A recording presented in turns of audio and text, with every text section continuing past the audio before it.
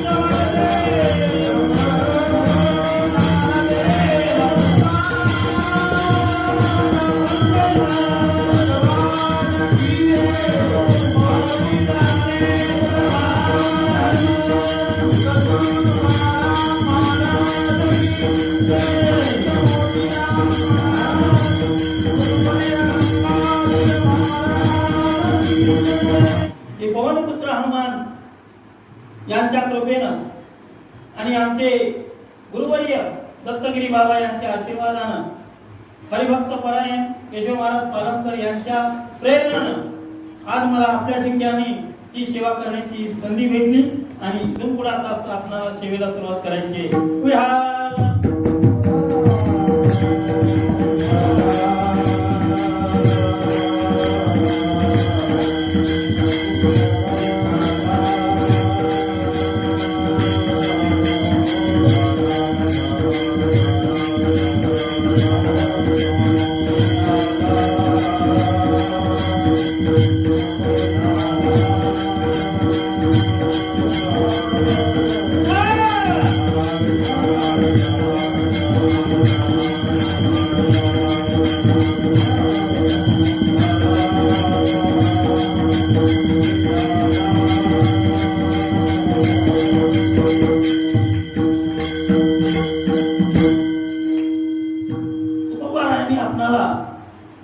या अभंगातून उपदेश केलेला आहे. काय उपदेश केला? त्यांची थोडं भक्ती, कोणती भक्ती करायची? भक्ती कोणती करता तुम्ही? त्यांची थोडं भक्तीचं नाव आहे का? नाहीये. पण भक्तीचं नाव महाराज आपण शोधणं गरजेचं आहे.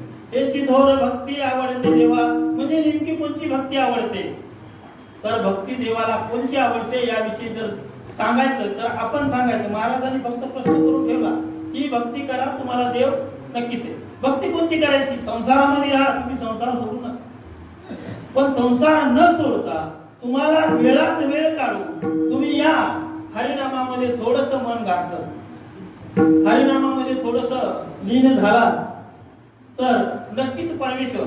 हरिनामामध्ये लीन होण्यासाठी काय करावं लागतं? हरिनामामध्ये लीन होण्यासाठी आपल्याला ड्रेसिंग करणं लागते का? मेकअप करणं लागतंय का? कोणतं वाहन सजवणं लागतंय का? मग काहीच लागत नाही. मग तुम्हाला वेळ काय जातोय? काहीच लागत नाही. मग तुम्हाला या भक्ती मार्गामध्ये भक्ती करण्यासाठी जर कशानं जाते? वेळ वाया जाते ना. अहो वेळ वाया जातोय म्हणता, पण एक टाइम असं येतं त्यावेळेस सांगता का तुम्ही मला वेळ नाही पुन्हा या म्हणून? हो महाराज, एक वेळ एकदम न्यारा येतोय, त्याला म्हणते तुमचं आमंत्रण आहे, त्यावेळेस तुम्ही सांगता का मला आता वेळ नाहीये थोडं थांबून ये, म्हणता का? नाही. मग ते विचार करा. म्हणून जीवनामध्ये भक्ती करत असताना कशी करावी? मरणाला समोर धरायचं, मरण समोर पाहायचं मरण, आणि त्या मरणाकडे बघत भक्ती करायची. देव नक्की पावतो. याच्यासाठी तुम्हाला सांगायचं एकनाथ महाराजांचं एक उदाहरण आहे. माझ्यासारखं एक आलमुख होतं गावामध्ये. एकनाथ महाराजांकडे गेला आणि एकनाथ महाराजांना सांगितलं, महाराज तुम्ही एवढी कशी काय भक्ती करता हो मला? तुमचं मन कसं रमत आहे? आता महाराजाला होतं हे आडमुठ आहे माहित होतं. मग आडमुठ माणसाला जर आपण सन्मार्ग सांगितला तर ऐकत आहे का? त्याला सन्मार्ग सांगितला की ते आपल्याला संतावतंय, रागावतंय, कातावतंय. म्हणून काय करावं लागतं? त्याच्याच भाषेत त्याला सांगावं लागतं बरं का. मग एकनाथ महाराजांनी सांगितलं, बाबा काही हरकत नाही, तू म्हणायलास मी कसं राहिलो, पण माझं सोड म्हणा. मग काय म्हणला, मी साधू संत आज आहे उद्या नाही, माझं काही नाही, पण तुझा विचार कर म्हणा, तू 7 दिवसाच्या पुढे वाचणार नाही. 7व्या दिवशी तू जीव जाणार आहे बापून. पटापट पाया पडायला लागलं नाथपराजांच्या. म्हणला महाराज काय मी करा, पाया पडतो, मला मार्ग सांगा गड्या. कोणी हातीमध्ये मला या मार्गातून सोडवण्याचा प्रयत्न करा. नाथ महाराजांनी विचार केला, आलंय म्हणजे रंगामध्ये आता याला आपण अंगात आणायला काही हरकत नाही. काही हरकत नाही म्हणजे मी सांगितलं तेवढं तुला ऐकावं लागते, मी सांगत तसं तुला वागावं लागते. मग काय करू? काय करू नको म्हणला, तू आतापर्यंत जेवढं केलंस ते सोड आणि जे केलं नाहीस ते कर. मग आता त्याला कळायला असत की नाही, तुम्ही आतापर्यंत काय केलं आणि आता इथून पुढे काय करायचंय, मागं तर करायचं नाही. त्याच्या लक्षात आलं आपण काय करत होतो, माय बापानं हात मारली की भांडण करीत होतो. बायकोनं जर साडी आण म्हणलं तर तिला 3दा भांडत होता, माहेरला जाय म्हणजे बाप घेतोय तुझा, आहे की नाही? की ते आपल्या खिशात ठेवायचं. ते सगळं सोडून घरी गेल्याबरोबर पहिलं काम केलं, किल्या काढल्या. कोणाच्या हातात दिल्या असतील महाराज? कोणाच्या? माईच्या दिल्या असतील का? होय होय गोपी बापाच्या दिल्या असतील का? नाही. गेल्याबरोबर बायकोच्या हातात दिल्या. धन्य लक्ष्मी मला हे घेतली हातात, तुझी लक्ष्मी. आता बायको म्हणजे आता माय, आतापर्यंत तर हे का नाही मला नीट बोलत बी नव्हतं माय म्हणजे.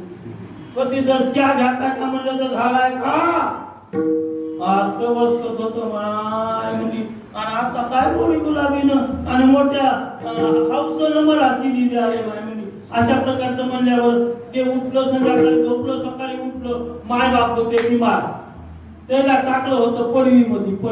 पडवी समजते ना? पडवी म्हणजे आपणाला न वापरायची कचरा कोंडी असल्यासारखी फाटकं तुटकं मोडकं तोडकं टाकायचं घर. त्या घरामध्ये मोडक्या तोडक्या बाजूवर म्हातारी एका म्हाताऱ्याला एक बाज टाकून दिली.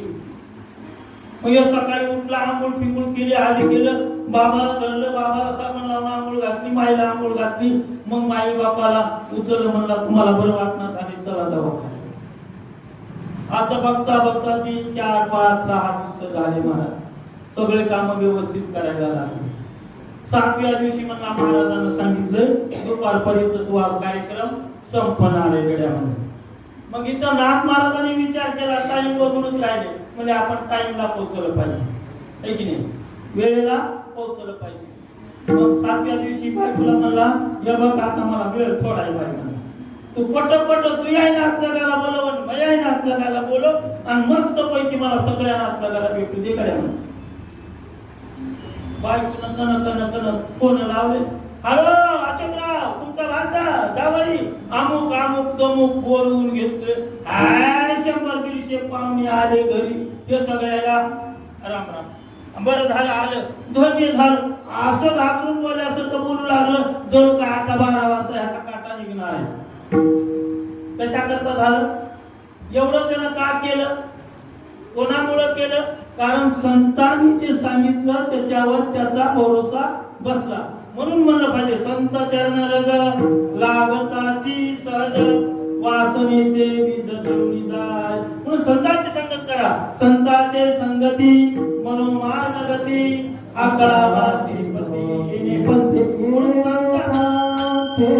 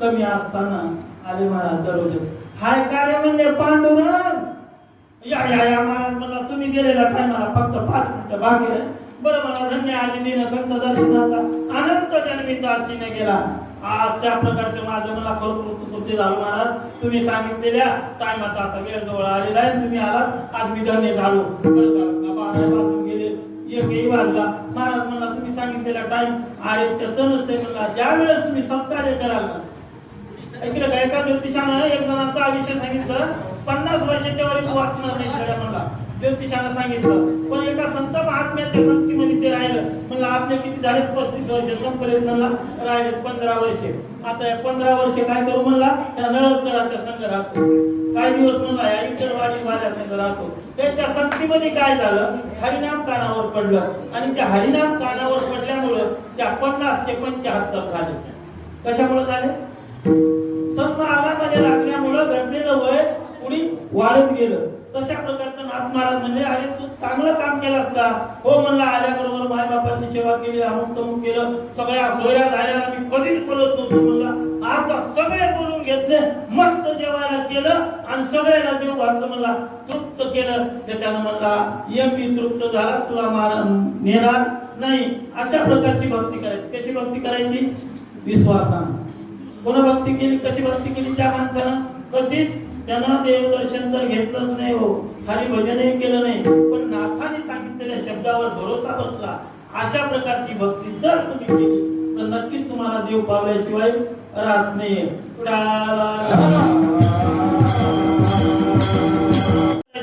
6 महिने विचार केला महाराज किती महिने 6 महिने विचार केला आणि 6 महिन्याला तिकून अशा गोल शिंगाचं बैल काय आली आल्याबरोबर म्हणला मी एवढा विचार केला ही गाय इथून इकडे जाते इथून इकडे जाते मी विचार केला म्हणला हिच्या शिंगात जर माऊन काय तर काय होईल एवढा विचार पक्का केला आणि ती गाय आली की शिंग धरले मूळ काय लागली गाय पळायला महाराज आपल्या पहिले ही पांढर होती बघा सडक नव्हती या पांदिनीनं तिकून पळाली की त्या आपल्या आडा करून कोण्या त्या तिकून इकडे निघाली सोनाराच्या गल्लीतून महाराज चौकट फिरायला लागली गेली माळ्याच्या गलीला गेल्यावर महाराज ते नारायण शिंदे भेटले नारायण शिंदेनं धरली काय ए म्हणल्याबरोबर काय सांगली त्याला काय म्हणजे अरे असं का केला आज 6 महिने झालं म्हणजे नारायणराव मी विचार करायला लागलो हा सगळ्यांना सांगून बघितलं म्हणलं पण कोणीच विचार केला नाही म्हणून मी विचार केला की काय होतंय बघायचंय म्हणून हे संसार म्हणजे त्या गायीच्या बोलशिंगासारखा संसार आहे आणि तुम्ही त्याच्यामध्ये मुंडका अडकून बसलेले. आणि हे मुंडकं जर तुम्हाला या शिंगातून बाहेर काढायचं असेल तर शरण कोणाला जावं?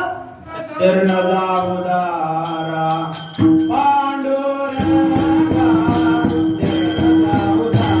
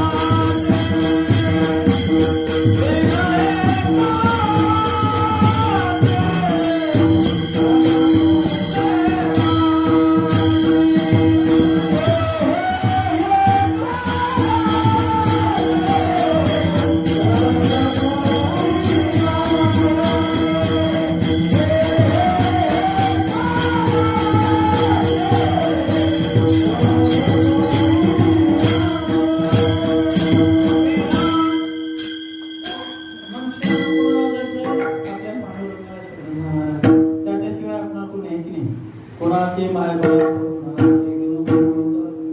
निर्वाणीचा पांडुरंग तसं म्हणून कोणी कोणाचं नाही. त्याच्यामुळे आपण विचार करावा, क्षणोक्षण हा विचार करायचा की आपणाला हे संसाराच्या संगाणामध्ये आपण अडकलो. नाशिवंत देह जाणारे सकळ आयुष्य का तो काळ भवसिंधू. या भवसिंधू मध्ये या नाशिवंत देहाची सगळी अशी असणारी वाट लागलेली. म्हणून या नाशिवंत देहाला तुम्हाला सुफल बनवायचं असेल, तुम्हाला या देहापासून मोक्ष मिळवायचं असेल, पुन्हा 84 लक्ष एवढ्यामध्ये पुन्हा योजना करायच्या नसतील तर आपल्याला काय करावं लागतं? त्या देवाचं चिंतन करावं लागतं. त्या देवाचं चिंतन जर केलं तर मोक्ष पदाला जातं. त्याच्यासाठी काय करावं लागेल? कशी भक्ती करावी लागेल? एका माळ्यानं भक्ती कशी केली हो? कशी केली सावता माळ्यानं महाराज? पंढरपूरला कधी गेलेलं बघितलं ऐकलंय का तुम्ही कोणाला? सावता माळी पंढरपूरला गेलेलं कोणी ऐकलं असलं तर सांगा मला. गाव किती अंतर होतं महाराज? 15 किलोमीटर आहे. किती? 15 किलोमीटरवर गाव आहे, परंतु त्यांनी पंढरपूर बघितलं नाही. मग कसं काय पांडुरंग भेटला त्यांना? यादाना पैसे देते का त्याला? हा शब्द ओ या देवाला केली तर कसा होता माहित? त्याच्यामुळे त्याला पांडुरंगाला यावं लागलं नाही महाराज. याची एवढी केली कर्ज केलं पांडुरंगाला. पांडुरंगाला कर्जबाजारी बनवलं, पण कशाचा? नामाचा.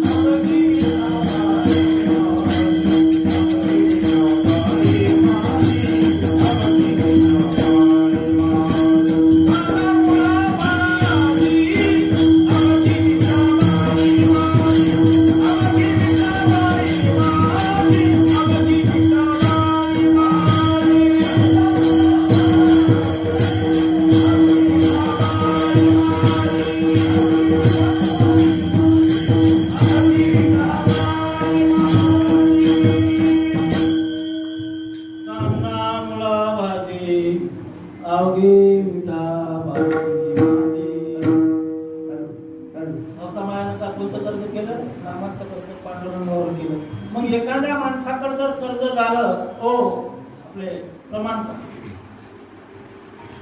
तुमचं माझ्याकडे कर्ज असलं तर मला बोलवायची गरज पडते का? तुमचा कार्यक्रम असले हा मी गवळ येतो सगळ्यांच्या पुढं असतो मला. कारण का? कारण गोपीकाला नळत केला तुम्ही कर्ज मी जर त्याच्या कार्यक्रमात कुणी गेलो तर 6 महिने मागणार तरी नाही है की नाही? तसं पांडुरंगाला वाटलं सावतोबाचं कर्ज आहे, मग आता त्या कर्जासाठी पांडुरंगाला कुठे यावं लागलं? सावतोबाच्या बळ्यात यावं लागलं, निंदावं लागलं, खुरपावं लागलं, सगळे एवढे काम करावं लागले. का करावं लागले? का करावं लागले? नामामुळे. म्हणून तुम्ही नाम घेता वाया गेला. नाम घेता वाया गेला, नाम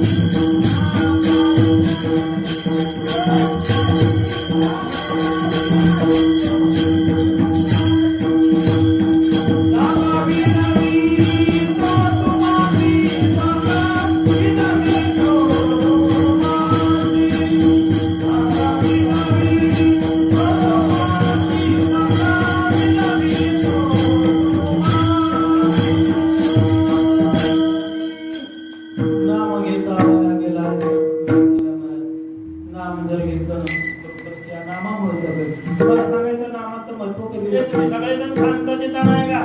या 4 युगामध्ये जर श्रेष्ठ युग असेल तर कलियुग श्रेष्ठ.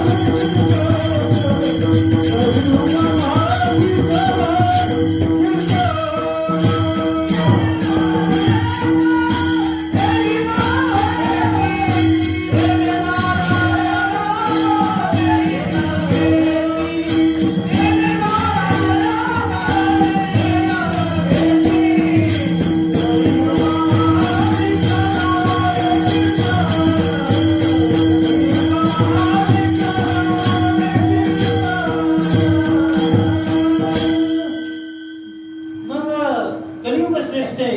का श्रेष्ठ महाराज? कारण सत्ययुगामध्ये अशोक महाराज सत्ययुगामध्ये 10,000 वर्ष हो महावन तपश्चर्या केलेलं पुण्य आहे की नाही? द्वापार युगामध्ये 1000 वर्ष हो महावन केलेलं पुण्य. कलियुगामध्ये 1 महिना पंढरीची वारी केली तेवढं पुण्य प्राप्त होते, म्हणून कलियुगाला श्रेष्ठ. एक हरी नाम जपता घडे, एक हरी नाम जपता घडे.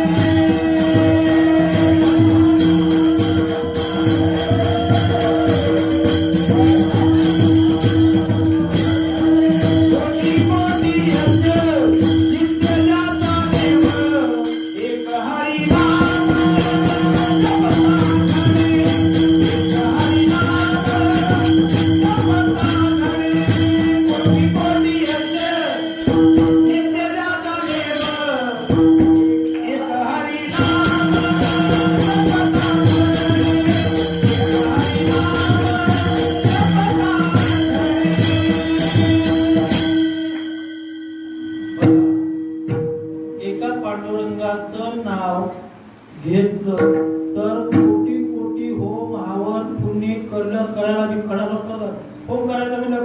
होते महाराज? विचार करायची गोष्ट आहे. मग त्यावेळेस 10 वर्षे 20 वर्षे होम चालत होते, किती खर्च येत असेल हो महाराज? परंतु एवढ्या सगळ्याला दांडी मारून आमच्या पांडुरंगाचं नाम स्मरण घेतलं तर सगळं काही सुफल होऊन जाईल. एरवी नाही. तुम्हाला काही वजन उचलावं लागते नाम घेताना. किती कुंटल वजन होते महाराज? हो, किती कुंटलाचं वजन आहे नामाचं? लागते का? आता महाराज तुम्ही भाकरी जरी करीत बसल्या ना आणि भाकरी करता करता रामकृष्ण हरे जय जय रामकृष्ण असं म्हणी जर भाकरी केल्या लक्षाव कामामध्ये काम काही